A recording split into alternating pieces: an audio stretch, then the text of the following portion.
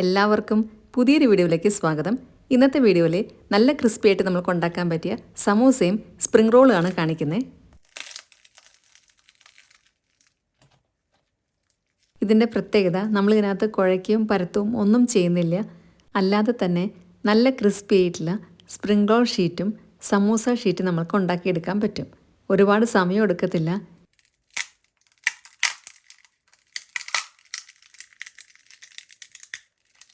അപ്പോൾ നമ്മൾക്ക് നോക്കാം ഇത് രണ്ടും വളരെ ഈസി ആയിട്ട് എങ്ങനെയാണ് ഉണ്ടാക്കുന്നത് എന്നുള്ളത്. ആദ്യമേ തന്നെ ഇതിൻ്റെ ഫില്ലിംഗ് ആണ് തയ്യാറാക്കുന്നത്. ഞാനിവിടെ ഇപ്പോൾ ചിക്കൻ വെച്ചിട്ടുള്ള ഫില്ലിംഗ് ആണ് തയ്യാറാക്കുന്നത്. ഇതിന് പകരം പ്രോൺസ് വെച്ചിട്ടോ എഗ്ഗ് വെച്ചിട്ടോ മട്ടൺ വെച്ചിട്ടോ ഏത് തരം ഫില്ലിംഗ് വേണമെങ്കിലും നിങ്ങൾക്ക് തയ്യാറാക്കാം. 1 കിലോ ബോൺലെസ് ചിക്കനാണ് എടുത്തിട്ടുള്ളത്. ഇതിലേക്ക് 1 ടീസ്പൂൺ കുരുമുളക് പൊടിയും 1/2 ടീസ്പൂൺ ഉപ്പും 1/2 ടീസ്പൂൺ മഞ്ഞൾപ്പൊടിയും കൂടെ ചേർത്ത് നന്നായി മിക്സാക്കി എടുക്കുക. ബോൺലെസ് ചിക്കൻ ഏറ്റവും ചെറിയ പീസായിട്ട് നിങ്ങൾക്ക് കട്ട് ചെയ്യാൻ പറ്റുമെങ്കിൽ അതാണ് ഏറ്റവും നല്ലത്.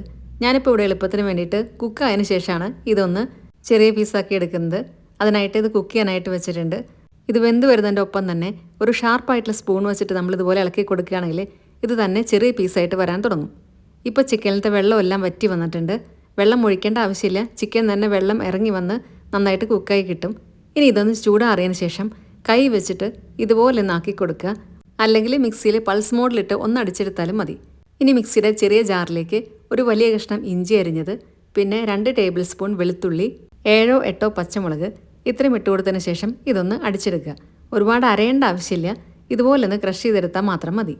ഇനി ഇതിലേക്ക് ഒരു പിടി ചെറിയ ഉള്ളി ഇട്ട് കൊടുക്കുന്നുണ്ട്. ഏകദേശം 20 തൊട്ട് 25 എണ്ണം വരെ ഇട്ട് കൊടുക്കാം. ഇനി ഇതും ഇതുപോലെ ഒന്ന് ക്രഷ് ചെയ്തെടുക്കുക. ഒരുപാട് അരഞ്ഞു പോകാതെ പ്രത്യേകം ശ്രദ്ധിക്കുക. ഇനി ഇത് വഴറ്റാൻ ആവശ്യമായിട്ട് ഒരു പാൻ അടുപ്പത്ത് വെച്ചിട്ടുണ്ട്. അതിലേക്ക് 3 ടേബിൾ സ്പൂൺ വെളിച്ചെണ്ണ ഒഴിച്ചു കൊടുക്കാം. എണ്ണ നന്നായിട്ട് ചൂടായിട്ട് വരുമ്പോൾ ഒരു വലിയ സവാള പൊടിയായിട്ട് അരിഞ്ഞതും കൂടി ഇട്ട് കൊടുക്കുക. ഇത് പെട്ടെന്ന് വഴന്ന് കിട്ടാനായിട്ട് 1/2 ടീസ്പൂൺ ഉപ്പും കൂടി ഇട്ട് കൊടുക്കുന്നുണ്ട്. നമ്മൾ ചിക്കനിൽ ഉപ്പിട്ടിട്ടാണ് വേവിച്ചിട്ടുള്ളത്. അതുകൊണ്ട് കുറച്ച് ഉപ്പ് മാത്രം ഇട്ട് കൊടുക്കുക. ഇനി നമ്മൾ നേരത്തെ ചതച്ച് വെച്ച മിക്സും കൂടി ഇട്ട് കൊടുക്കാം. അതായത് ചെറിയ ഉള്ളിയും ഇഞ്ചിയും വെളുത്തുള്ളിയും പച്ചമുളകും എല്ലാം കൂടെ നമ്മൾ ചതച്ച് വെച്ചിട്ടുണ്ടായിരുന്നു. അതാണ് ഇട്ട് കൊടുത്തിട്ടുള്ളത്. എന്നിട്ട് വീണ്ടും നല്ലപോലെ ഒന്ന് വഴറ്റിയെടുക്കുക. ഇനി ഇതിൻ്റെ കൂടെ തന്നെ കറിവേപ്പില പൊടിയായിട്ട് അരിഞ്ഞതും കൂടി ഇട്ട് കൊടുക്കുക. എല്ലാം നല്ലപോലെ വഴന്നു കഴിഞ്ഞാൽ നമ്മൾക്കിനി ഇതിനകത്തേക്ക് പൊടികൾ ഇട്ട് കൊടുക്കാം. ആദ്യമേ ഇട്ട് കൊടുക്കുന്നത് 1/2 ടീസ്പൂൺ മഞ്ഞൾപ്പൊടി, പിന്നെ വേണ്ടത് 1/2 teaspoon garam masala, 1/2 teaspoon chicken masala, 1/2 teaspoon എരിവ് കുറഞ്ഞ മുളക് പൊടി, അതായത് കാശ്മീരി മുളകാണെങ്കിൽ അതാണ് നല്ലത്. ഇത്രയും ഇട്ട് കൊടുത്തതിന് ശേഷം എല്ലാം കൂടെ നല്ലപോലെ വഴറ്റിയെടുക്കുക. പൊടികളുടെ എല്ലാം പച്ചമണം മാറുന്നവരെ വഴറ്റിയെടുക്കുക. ചെറിയ തീയിൽ വഴറ്റിയെടുക്കാൻ പ്രത്യേകം ശ്രദ്ധിക്കുക. പൊടികളെല്ലാം നല്ലപോലെ വഴന്നു കഴിഞ്ഞാൽ ഇതിലേക്ക് ഇനി 1 കപ്പ് ഗ്രീൻ പീസാണ് ഇട്ട് കൊടുക്കുന്നത്. ഫ്രഷ് ഗ്രീൻ പീസ് വേണമെങ്കിൽ ഇട്ട് കൊടുക്കാം, അല്ലെങ്കിൽ ഫ്രോസൺ ഗ്രീൻ പീസ് ആയാലും മതി. നമ്മൾ ഇട്ട് കൊടുത്ത ഗ്രീൻ പീസ് എല്ലാം വെന്ത് വരുന്നവരെ കുറച്ച് നേരം കൂടെ ഇതൊന്ന് ചെറിയ തീയിൽ വഴറ്റിയെടുക്കുക. ഇനി നമ്മൾ നേരത്തെ അവിടെ ചിക്കൻ ഇതുപോലെ റെഡിയാക്കി വെച്ചിട്ടുണ്ടായിരുന്നു. അത് ഇതിനകത്തേക്ക് ഇട്ട് കൊടുക്കാം. എല്ലാ ചിക്കനും കൂടെ ഒരുമിച്ച് ഇട്ട് കൊടുക്കുക. ഇത് ഞാൻ നേരത്തെ പറഞ്ഞിട്ടുണ്ടായിരുന്നു, മിക്സിയിൽ വേണമെങ്കിൽ ഒന്ന് പൾസ് മോഡിൽ അടിച്ചെടുക്കാം. അങ്ങനെയായാലും കുഴപ്പമില്ല. എല്ലാം കൂടി ഇട്ട് കൊടുത്തതിന് ശേഷം നല്ല പോലെ വഴറ്റിയെടുക്കുക. ഒരുപാട് തീ കൂട്ടി വെക്കേണ്ട ആവശ്യമില്ല. ഈ സമയത്ത് ഉപ്പെല്ലാം ഒന്നും കൂടെ നോക്കാം. ആവശ്യമാണെങ്കിൽ മാത്രം കുറച്ചും കൂടെ ഉപ്പിട്ട് കൊടുക്കുക. ഇപ്പോൾ ചിക്കനിലേക്ക് മസാലയെല്ലാം നല്ലപോലെ പിടിച്ചിട്ടുണ്ട്. എല്ലാം കറക്റ്റ് പാകമായിട്ടാണ് വന്നിട്ടുള്ളത്. ഇതിനകത്ത് തീരെ വെള്ളമൊന്നുമില്ല. നമ്മുടെ സമൂസയുടെ ഫില്ലിംഗ് ഇവിടെ തയ്യാറായി കഴിഞ്ഞു. ഇനി ഇത് സൈഡിലോട്ട് മാറ്റി വയ്ക്കാം. എന്നിട്ട് നമ്മൾക്കിനി സമൂസയുടെ കവറിങ്ങിനുള്ള ബാറ്റർ തയ്യാറാക്കാം. അതിനായിട്ട് കുറച്ച് വലിയ പാത്രം എടുക്കുക. അതിലേക്ക് 1.5 കപ്പ് മൈദപ്പൊടിയാണ് ഇട്ട് കൊടുക്കുന്നത്. നമ്മൾ ഈ കവറിങ്ങിന് മൈദപ്പൊടി എടുക്കുമ്പോഴാണ് കൂടുതൽ ക്രിസ്പി ആയിട്ട് കിട്ടുക. ഗോതമ്പ് പൊടിയാണെങ്കിൽ ഇത്രയും ക്രിസ്പി ആയിട്ട് കിട്ടത്തില്ല.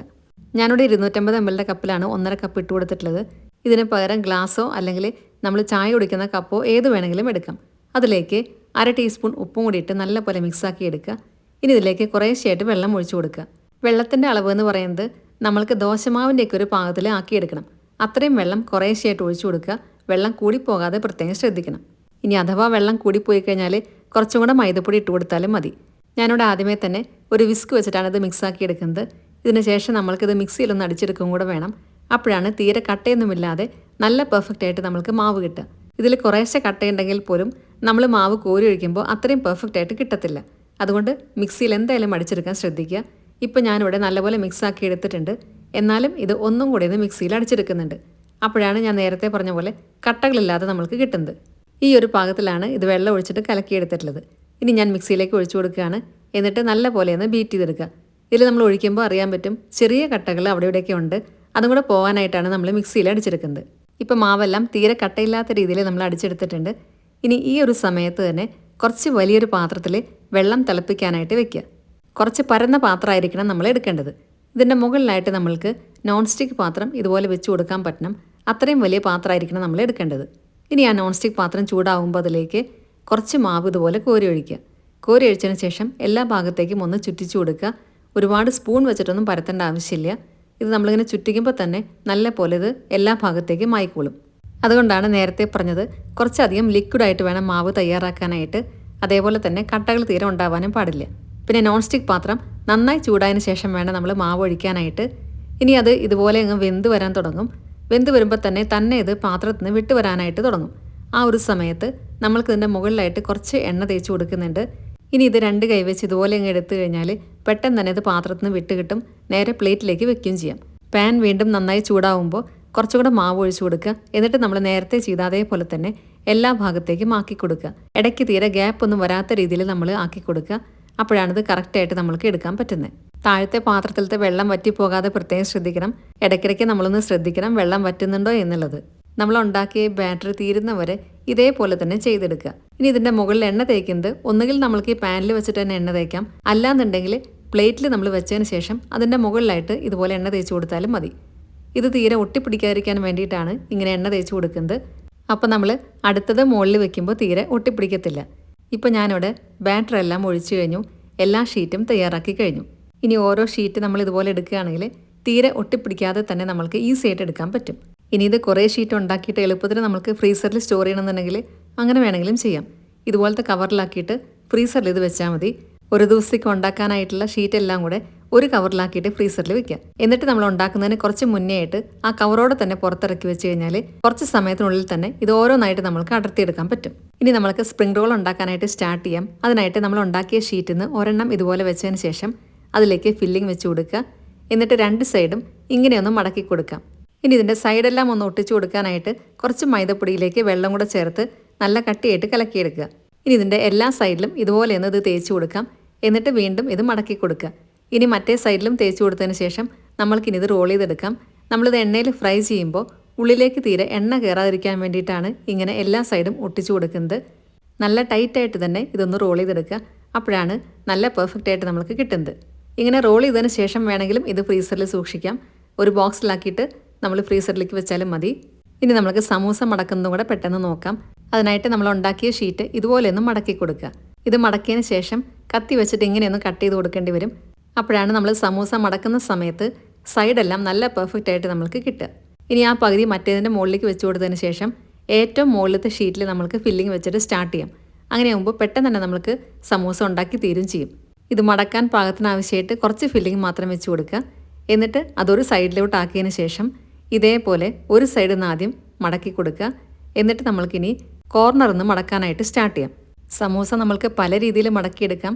ഒരു മെത്തേഡാണ് ഞാനിപ്പം ഇവിടെ കാണിച്ചത്. ഇതുപോലെ മടക്കിയതിന് ശേഷം നമ്മൾക്കിനി ലാസ്റ്റ് വരുന്ന ആ എൻഡിലായിട്ട് നേരത്തെ നമ്മൾ റെഡിയാക്കി വെച്ച മൈദയും വെള്ളം കൂടിയിട്ടുള്ള പേസ്റ്റ് തേച്ച് കൊടുക്കാം. നമ്മൾ എണ്ണയിലിടുമ്പോൾ തീരെ അകത്തോട്ട് എണ്ണ കയറാതിരിക്കാനായിട്ടാണ് ഇങ്ങനെ ചെയ്തെടുക്കുന്നത്. എന്നിട്ട് ഇനി മടക്കിയെടുത്തതിന് ശേഷം എല്ലാ ഭാഗവും ഒന്ന് ഒട്ടിച്ചു കൊടുക്കുക. അപ്പോൾ നമ്മളുടെ സമൂസയും പെർഫെക്റ്റ് ആയിട്ട് കിട്ടും. സമൂസ നമ്മൾക്ക് ഇതുപോലെ ഉണ്ടാക്കിയിട്ട് ഫ്രീസറിൽ വേണമെങ്കിലും വെക്കാം. നമ്മൾക്ക് ആവശ്യമുള്ള സമയത്ത് ഫ്രൈ ചെയ്തെടുത്താൽ മതി. ഒരു ബോക്സിലാക്കിയിട്ട് ഒരു ദിവസത്തേക്കുള്ളത് വെക്കുക. നമ്മൾ പുറത്തെടുത്തു കഴിഞ്ഞാൽ ആ ബോക്സ് അന്ന് തന്നെ തീർക്കാൻ ശ്രദ്ധിക്കുക. ഇനി ഇങ്ങനെ വേണമെങ്കിലും നമ്മൾക്ക് സമൂസ റെഡിയാക്കാം. അതായത് ഒരു സൈഡ് ഇതുപോലെ ഒന്ന് കട്ട് ചെയ്ത് കൊടുക്കുക. ഇനി നമ്മൾ നേരത്തെ ചെയ്ത അതേപോലെ തന്നെ ഫില്ലിംഗ് വെച്ചതിന് ശേഷം ഒരു സൈഡിൽ നിന്ന് കോൺ ഷേപ്പിൽ ഇതുപോലെ ഒന്ന് മടക്കി കൊടുക്കുക. അങ്ങനെയാണെങ്കിലും നല്ല പെർഫെക്റ്റ് ആയിട്ട് നമുക്ക് സമൂസ കിട്ടും. എന്നിട്ട് സൈഡെല്ലാം ഇതുപോലെ ഒന്ന് ഒട്ടിച്ചു കൊടുക്കുക. നമ്മൾ നേരത്തെ ഉണ്ടാക്കിയ ഷീറ്റെല്ലാം തീരുന്നവരെ ഞാൻ ഇതുപോലെ ചെയ്യുന്നുണ്ട്. പകുതി സ്പ്രിംഗ് റോളും പകുതി സമൂസയായിട്ടാണ് ചെയ്തെടുത്തിട്ടുള്ളത്. ഇനി നമ്മൾക്കിത് ഫ്രൈ ചെയ്യുന്നത് നോക്കാം എങ്ങനെയാണെന്നുള്ളത്. എണ്ണ നന്നായി ചൂടായതിന് ശേഷം വേണം നമ്മളിത് എണ്ണയിലിട്ട് കൊടുക്കാനായിട്ട്. അതിനായിട്ട് എണ്ണ അടുപ്പത്ത് വെച്ച് നല്ലപോലെ ചൂടായി വന്നിട്ടുണ്ട്. ആദ്യമേ തന്നെ സ്പ്രിംഗ് റോളാണ് ഉണ്ടാക്കുന്നത്. ഓരോന്നായിട്ട് ഇതുപോലെ ഇട്ട് കൊടുത്തതിന് ശേഷം ഇനി തീ മീഡിയം ഫ്ലെയിമിലാക്കി കൊടുക്കുക. ഇത് മുങ്ങി നിൽക്കാൻ പാകത്തിനുള്ള എണ്ണ വേണം ഒഴിച്ചു കൊടുക്കാനായിട്ട്. ഇനി ഇത് നല്ല ഗോൾഡൻ കളർ ആകുന്നവരെ ഫ്രൈ ചെയ്തെടുക്കുക. അതോടെ നമ്മളുടെ സ്പ്രിംഗ് റോൾ തയ്യാറായി കഴിഞ്ഞു. ഇതേപോലെ തന്നെ സമൂസ നമ്മൾക്ക് ഫ്രൈ ചെയ്തെടുക്കാം. വീട്ടിലുണ്ടാക്കുന്ന സമൂസയ്ക്കും സ്പ്രിംഗ് റോളിനൊക്കെ നല്ലൊരു ടേസ്റ്റ് ആയിരിക്കും ഉണ്ടായിരിക്കുക. നമ്മൾ പുറത്തുനിന്ന് വാങ്ങിക്കുന്നതിനേക്കാളും നല്ലത് ഇതുപോലെ നമ്മൾ വീട്ടിലുണ്ടാക്കുന്നതാണ്. അപ്പം എല്ലാവർക്കും ഇന്നത്തെ വീഡിയോ ഇഷ്ടമായെന്ന് വിചാരിക്കുന്നു. വീഡിയോ ഇഷ്ടമായിട്ടുണ്ടെങ്കിൽ നിങ്ങളുടെ ഫ്രണ്ട്സിനും റിലേറ്റീവ്സിനൊക്കെ ഷെയർ ചെയ്യാൻ മറക്കരുത്.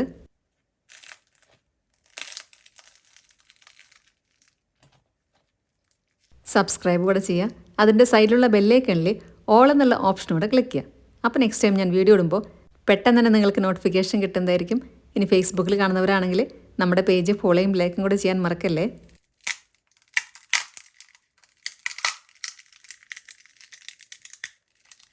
ഈ രീതിയിൽ ഇതുണ്ടാക്കി നോക്കിയതിന് ശേഷം നിങ്ങളുടെ ഫീഡ്ബാക്സ് എല്ലാം കമൻസിലൂടെ അറിയിക്കാൻ മറക്കരുത്. നല്ലൊരു വീഡിയോ ആയിട്ട് വീണ്ടും കാണാം. താങ്ക്